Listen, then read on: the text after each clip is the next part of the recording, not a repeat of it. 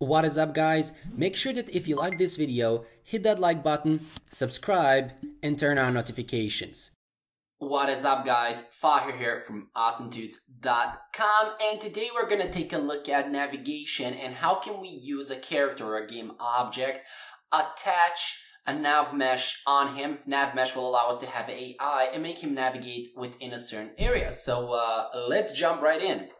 Now, what we need in order to make that work, first of all, we need a game object, and I have here my samurai warrior already prepared. You see this bad boy right here with this sword, and he is going to be the game object that's gonna navigate. And the next thing we need is a floor or an area where he is going to navigate. So I'm gonna right click inside of the hierarchy panel, and I'm gonna go under 3D object, and I'm gonna create a cube. So not a sphere, not a capsule, a cube. So create a cube, click on it, and I'm gonna call it floor.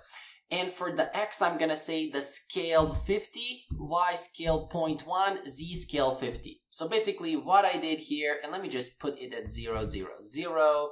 And I'm also gonna take the samurai warrior, right click and reset the prefab so that he is at the center of the sphere.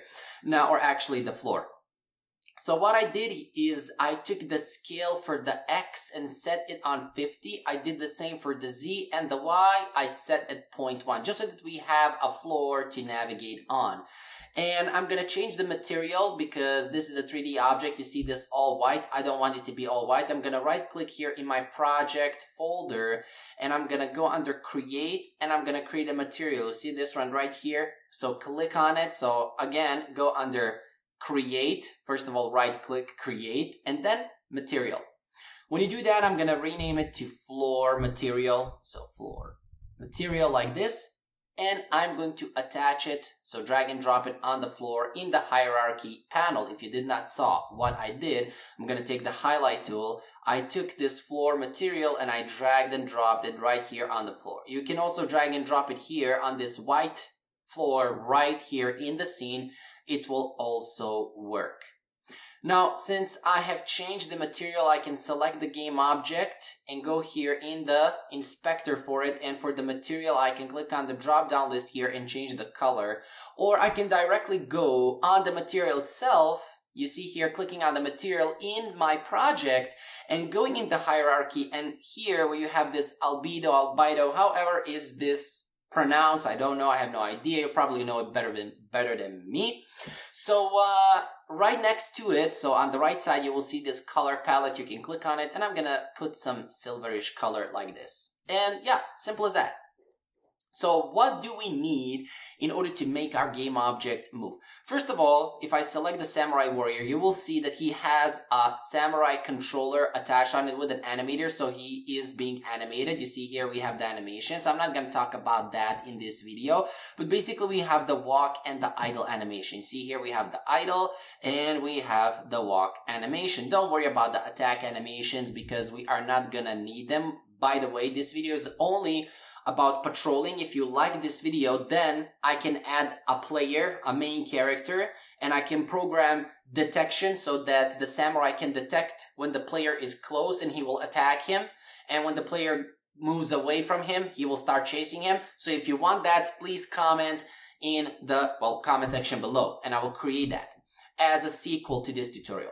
Anyways, I also have this character script, you see here, that will simply animate. So you see here, I'm simply going to animate here. See, I have the tags already prepared. They are right here, as you can see. So don't worry about this. Basically, this is just animating the character, which is not important at all for this tutorial, but I just wanted to have it there because it's prettier on the eye. So now, what do we need to make our character move or navigate? Well, first of all, we need to bake this floor. And with baking, I don't mean that you should turn on the oven. Don't be like, honey, turn on the oven. This dude on the internet told me to bake the floor. No, don't bake your floor. Your wife will kill you. We need to bake this floor, this cube that I created. And we do that by going under Window and then AI and Navigation. So again, it's under Window, AI, and Navigation. When you click on that, it will take you right here, as you can see.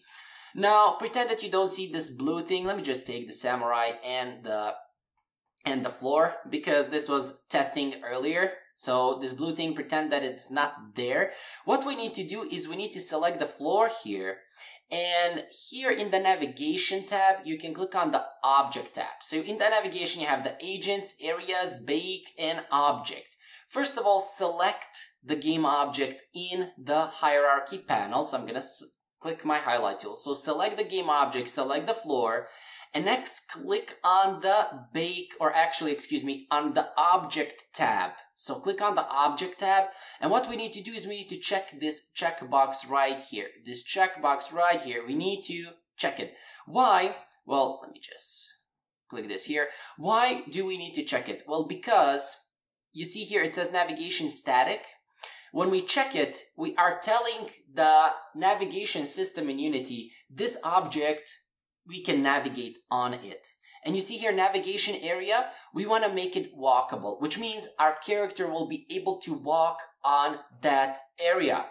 So select walkable, which is by default selected. And now when you have that done and out of the way, the bake tab right to the left, on the left side of the object tab right here, click on the bake tab.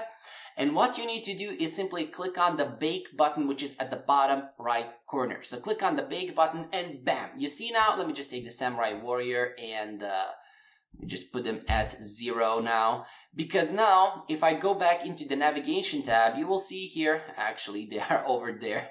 Let me take them again and select the floor, and I'm gonna hit bake, and voila, we're good to go.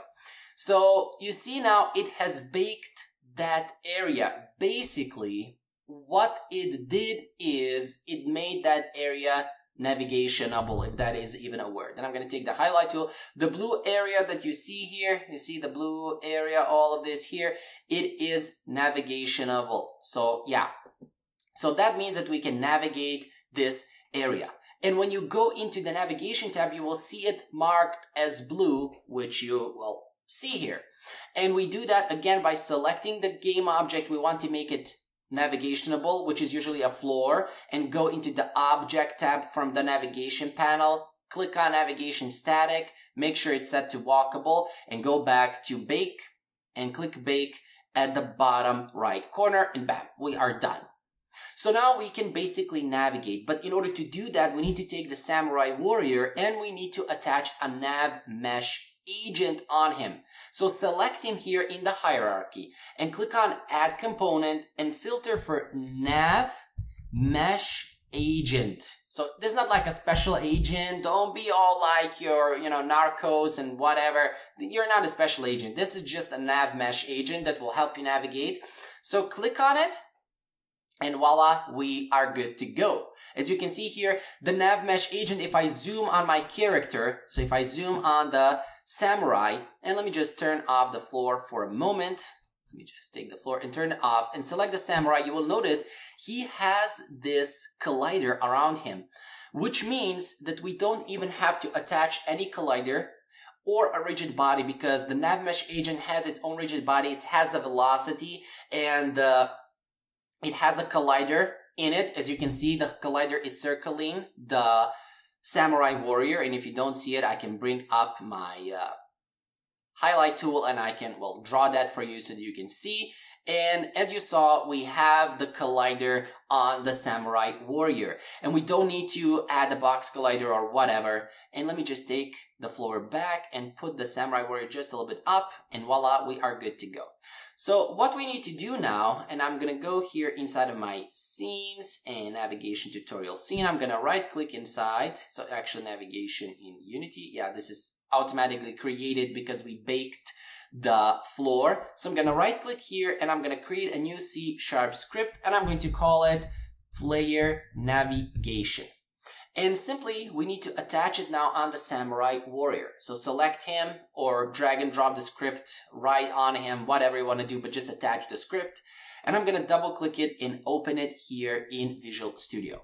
Let me just tag the class. You know, I'm weird, I do these things a lot, so I always tag the class, whatever. So what do we need for our navigation? Well, we need to get a reference to the Navmesh agent that we attached. So the dude, actually it's right here in this Unity. So we need the Navmesh agent that we attached here. As you can see, the component, we need that. But in order to use it, we need to type here above the class, we need to type using Unity engine.ai. And for some reason, and I hate it when this happens, Unity or Visual Studio is not auto-completing. So I need to turn it off. When this happens to you, just turn it off and turn it on again. I have no idea why this is happening, but it is, as you see, and it caused me all issues. So now we need to wait for Visual Studio to take mercy upon me, and finally, here it is. So again, what do we need? Well, we need a private Navmesh agent, which I'm going to simply call Nav agent, like this.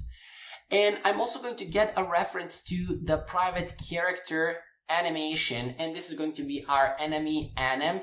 Don't worry about this. As I said, this is just a class for animating the walk and the idle states. What is the next thing that we need? Well, we need a private float, and this is going to be our patrol radius, which is going to be equal to 30. We also need a private patrol underscore timer, which is equal to 10f. And we also need, and it's actually private float, so patrol timer. And we also need a private float, and this one is going to be timer underscore count. So inside of the start function, before we do anything, I'm going to take the timer count. So timer count is equal to patrol timer. And we will see in a second why we are doing things like this. And inside of our void awake function, we are going to get ourselves a reference for the enemy animator or character animation script. So enemy anim is equal to get component. So get component character animation, and our nav agent is equal to also get component Navmesh agent, and voila, we are good to go. So what do we need to create in order to make our game object navigate? Well, first of all, let me just go quickly here in Unity and show you one thing. So if I go here and I am going to clear the console, I'm going to create a simple empty game object, and I'm going to put it right here. So let's say here, where is the game object? Let me just quickly tag it here, and I'm going to put it here exactly. And this is going to be the position where we are going to navigate to. So what I'm going to do here in the Samurai Warrior, or for his script, I'm going to take that public game object, so public game object, and I'm going to say POS, simply position, and attach it. So Samurai Warrior, come on, Unity, don't die on me. And I'm going to attach the game object right here. And when I go back here in Visual Studio, in the update function, what I can simply do is I can say nav agent.set destination, and I can say POS.position. So that transform that position, that is because this is a game object. So you simply use the Navmesh agent and you set the position, well, for that agent where you want it to go, as you can see here. So you set the position where you want the agent to go, and the agent will go to that position. If I go back in Unity and hit the play button, we will see now. So let us just wait for Unity to compile everything. If I hit the play button and go back in the scene, you will see now, you see how the enemy is going towards this position, and when it reaches that position, it will simply stop. You see, it simply stopped at that position. So this is how we use Navmesh agent to navigate. It's pretty simple. Just give it a position. It will go on that position in our bakeable, or the area that we have baked. So we are going to be a little bit smarter, and we're going to create a function, so void, and I'm going to call this function patrol. And this is going to patrol infinitely within our baked area. And this is going to be pretty interesting to see how this works. So what are we going to do inside of our patrol area? Remember this that we did here, timer count is equal to patrol timer. Well, first of all here, we're going to say timer count plus equals, and we're going to add to it time dot delta time. And since this is called in update function, it will be called every frame in a second. So we will add to it the value quickly, which will reach the certain value. And we're going to test here if our timer count is greater than the patrol timer.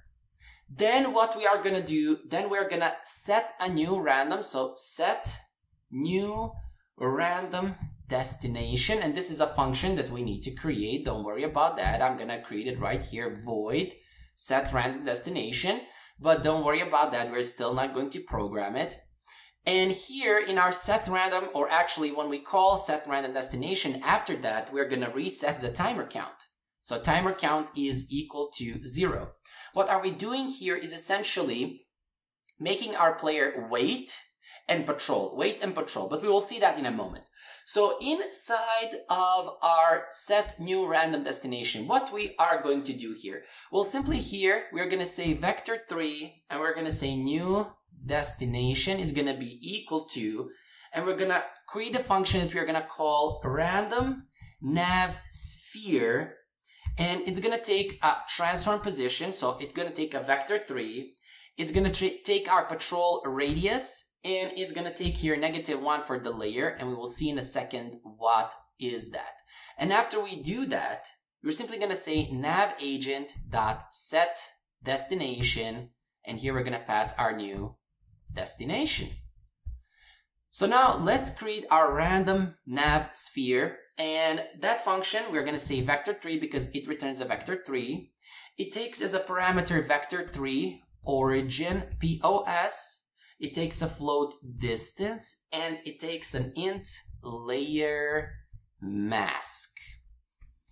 So what are we going to do here? And don't worry about this red thing pointing here because we're not returning a vector3. We will do that in a second. The first thing that we're going to do here is we're going to create a vector3.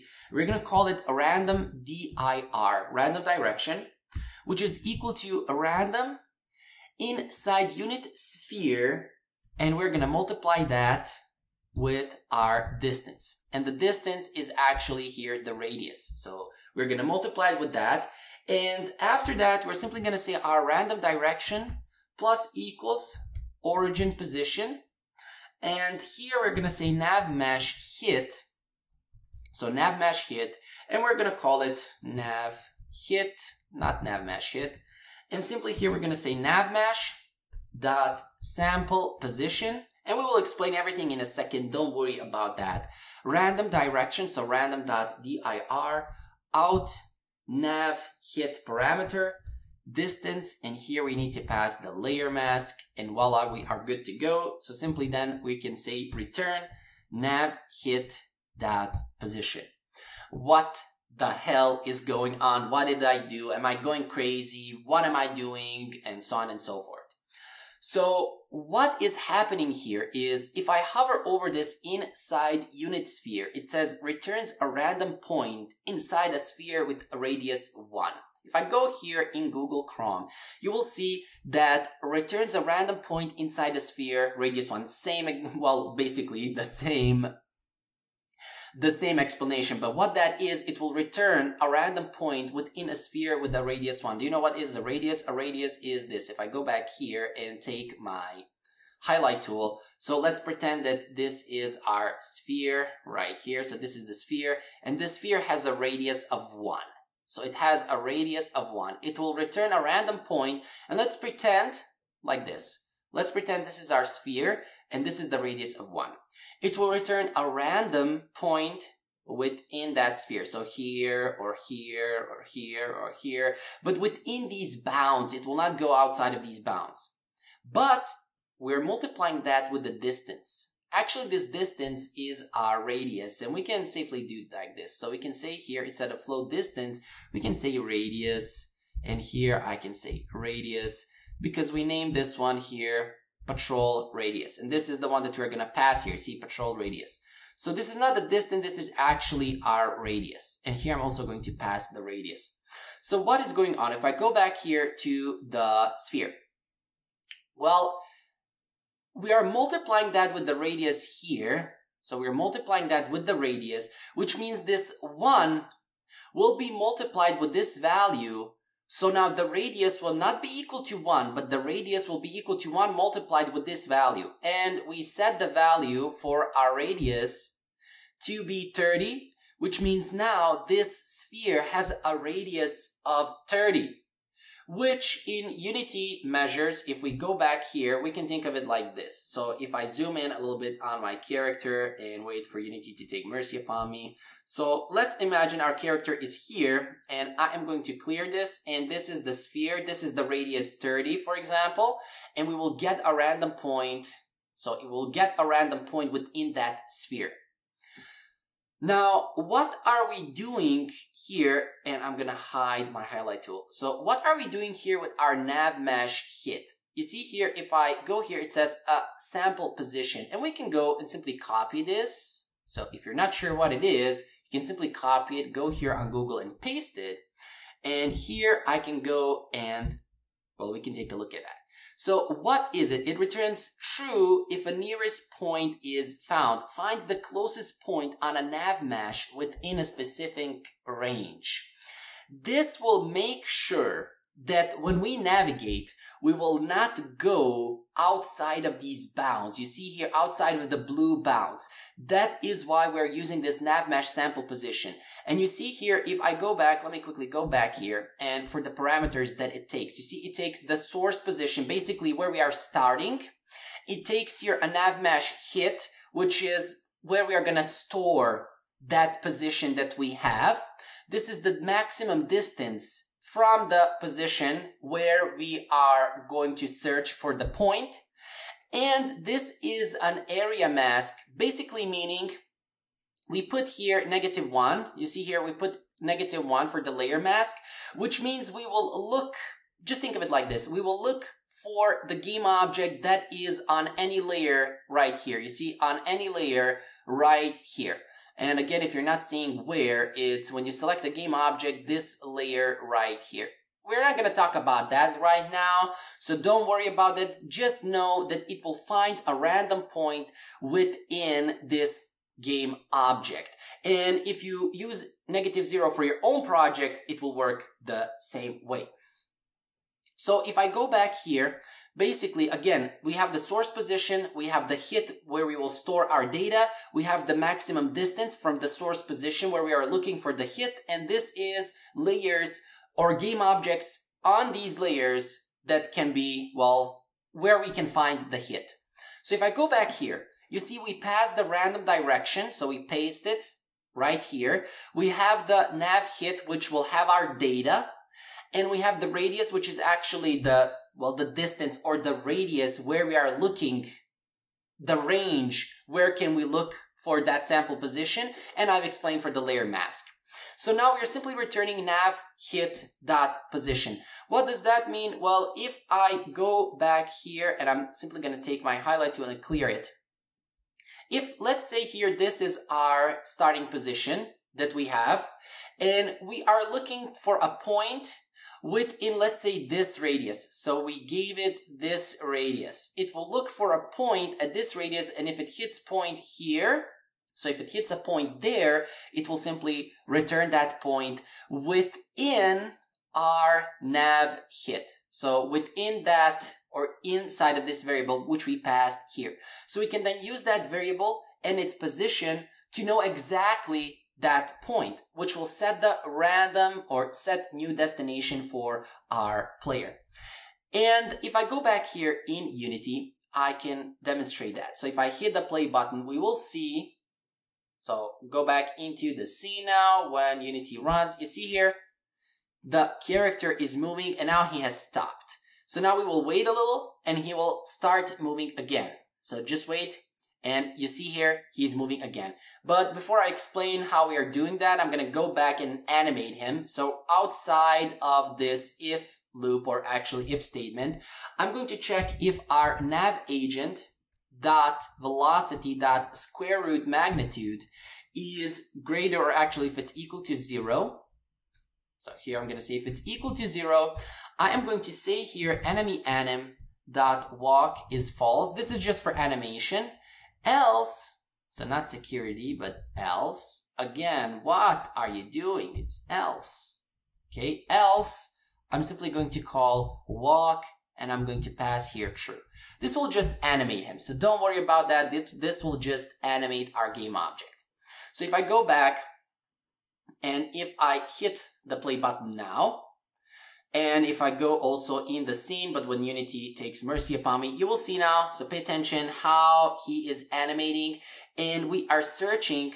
One thing that I'm also going to, well, explain here, notice how he's not turning the way I want him to turn. So he's not turning around, rotating fast as to simulate it realistically. What I'm gonna do to fix that is select the Samurai Warrior here inside of the hierarchy. And you see here angular speed inside of the Navmesh Agent. So Navmesh Agent has an agent type base offset, steering, speed, so you can change how fast your game object is moving. Currently it's 3.5.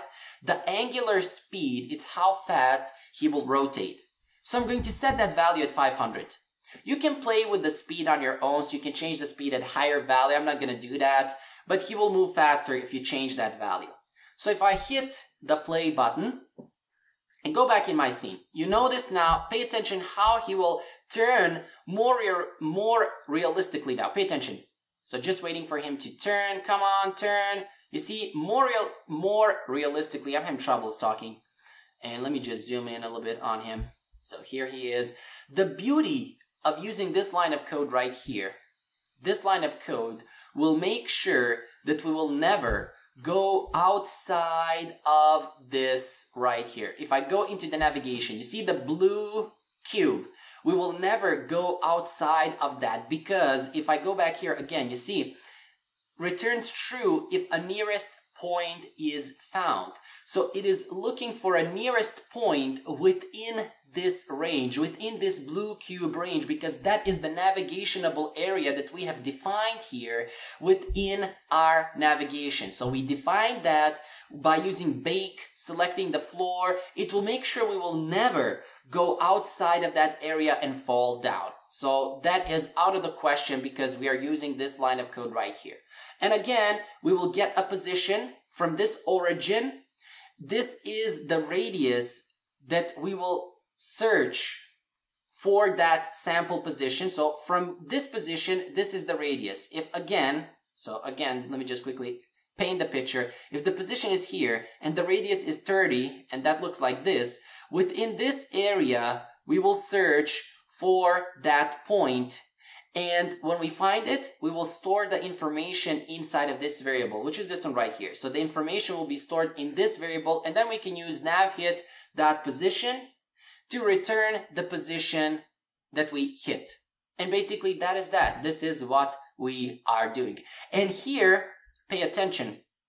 Since I have the timer count and I'm adding to a delta time, then we will test when the timer count is greater than the patrol time. And you can control this. If you set the patrol time, you see your patrol timer is 10. If I set it at 5, he will wait less before starting to navigate again. And we can see that in action. So if I go here and hit the play button, we will see now when he stops, he will wait less before he actually turns. So pay attention now. You see, he did not wait for value of 10. Instead, he waited. You see, now right away, he's moving.